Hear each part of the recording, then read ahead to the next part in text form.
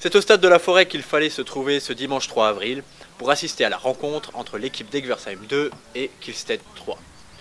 L'équipe d'Egeversheim joue à domicile, mais néanmoins l'équipe de Kielstedt, première au classement, part favorite. Voilà, on siffle le début du match, c'est parti. Voilà, les deux équipes rentrent bien dans le match, la lutte est sévère au milieu de terrain, apparemment aucune des deux équipes ne veut perdre ce matin.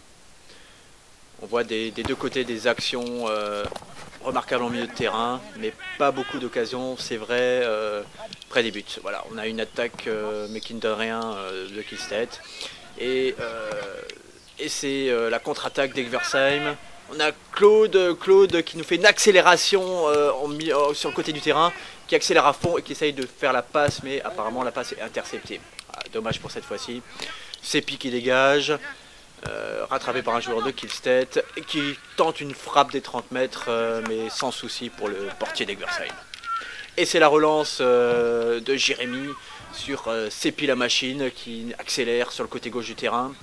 Ah, il voit son coéquipier au milieu de terrain, il fait une passe à Jérôme qui est un peu harcelé. Antoine qui décale sur la droite. Non, il tente une frappe.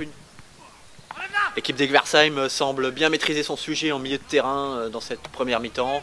Une nouvelle attaque d'Antoine qui décale sur Nico. Oh oui, qui fait une passe à Emeric Kuhn. Mais oh, la frappe monumentale. Mais malheureusement sur la trajectoire du portier qui l'attrape sans souci. Il y a une nouvelle attaque. Une touche de Sebi qui passe à Nico qui va seul et la faute. Oh là là, l'arbitre va siffler carton là. Non, c'est pas possible. Non, pas de carton sur cette action, mais néanmoins un coup franc intéressant. Seb Kort place son ballon, c'est lui qui va le tirer. On le connaît pour sa frappe surpuissante.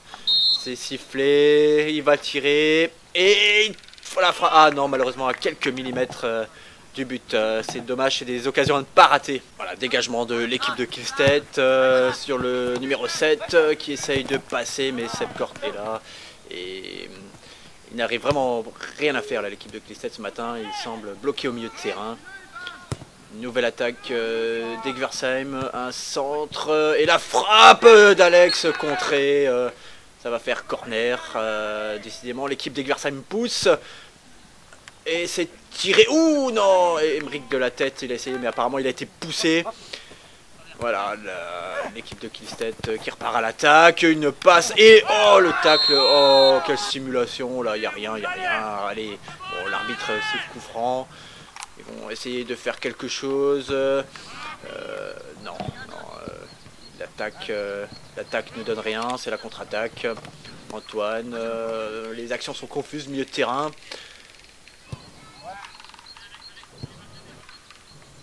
Voilà, le ballon va d'un côté à un autre. Alexandre semble vouloir redonner l'attaque. Il fait une passe Jérémy, ça repasse. Oh oui, quelle belle attaque. Décale sur Emeric qui fixe son défenseur. Le frappe du gauche entre les pieds.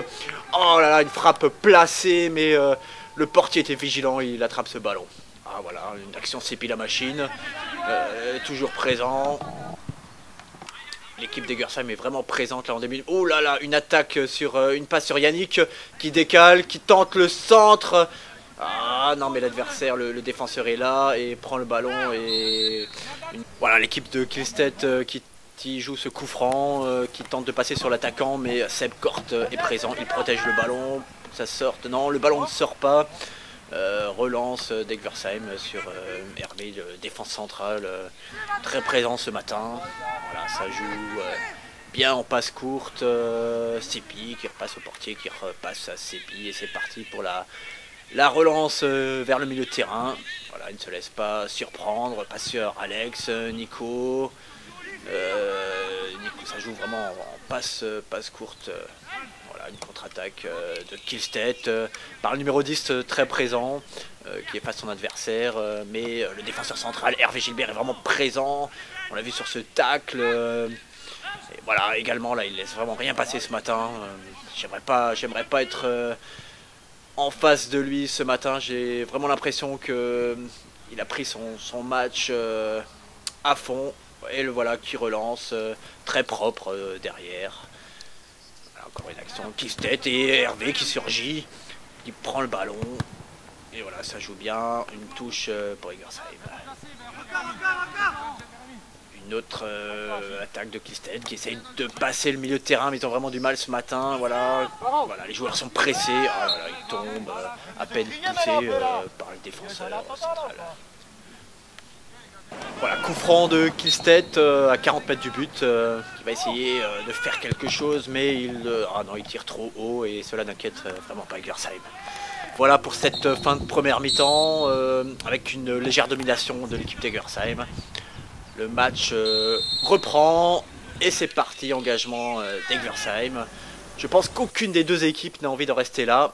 Et on sent bien sur ces actions là qu'en début de deuxième mi-temps, l'équipe de Kielstedt a vraiment envie là, de pousser. Je pense que leur coach les a un petit peu engueulés là, pendant la mi-temps. Et oui, la frappe à arrêt du portier d'Egersheim.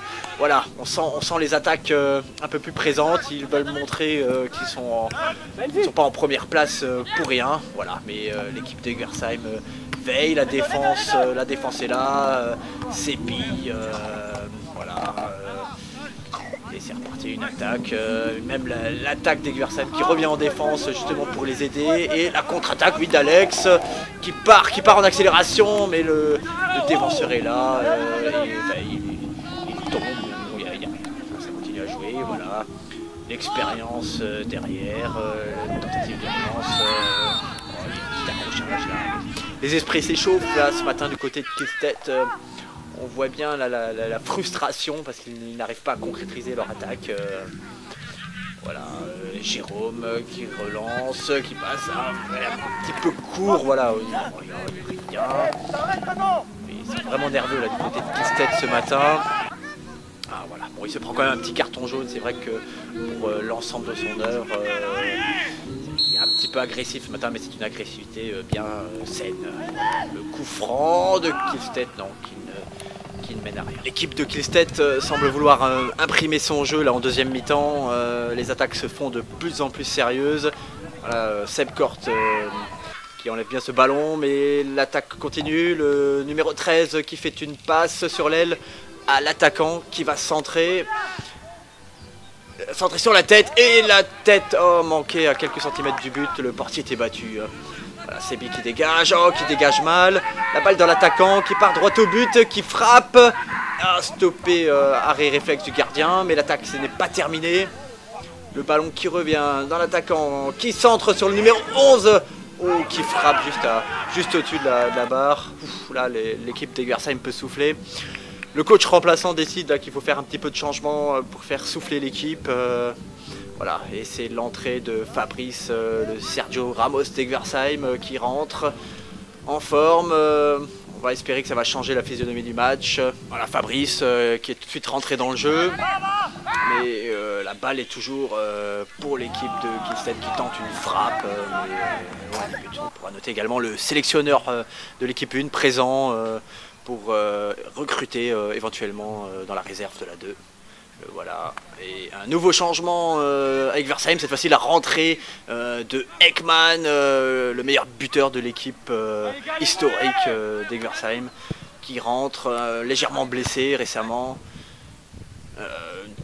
Emerick qui décale sur le côté droit, voilà, le premier ballon pour Ekman qui centre sur Fabrice. Fabrice qui tente de reprendre cette balle, mais difficile, il est obligé de faire faute et l'arbitre siffle un coup franc donc pour l'équipe de Kielstedt qui tente dans les derniers instants de marquer, mais Emerick qui surgit. Une nouvelle contre-attaque pour l'équipe d'Egersheim. Yves qui a le ballon, on connaît la technique d'Yves qui essaye de feinter son attaquant, une feinte à gauche, une feinte à droite et la frappe. Une frappe de mule, mais qui atterrit dans les gants du portier de Kielstedt. Voilà, c'est reparti, on dégage, du côté de Kielstedt on sait vraiment plus quoi faire, ça sent la fin du match et voilà l'arbitre qui siffle la fin de la rencontre, match nul, 0-0, bon match nul pour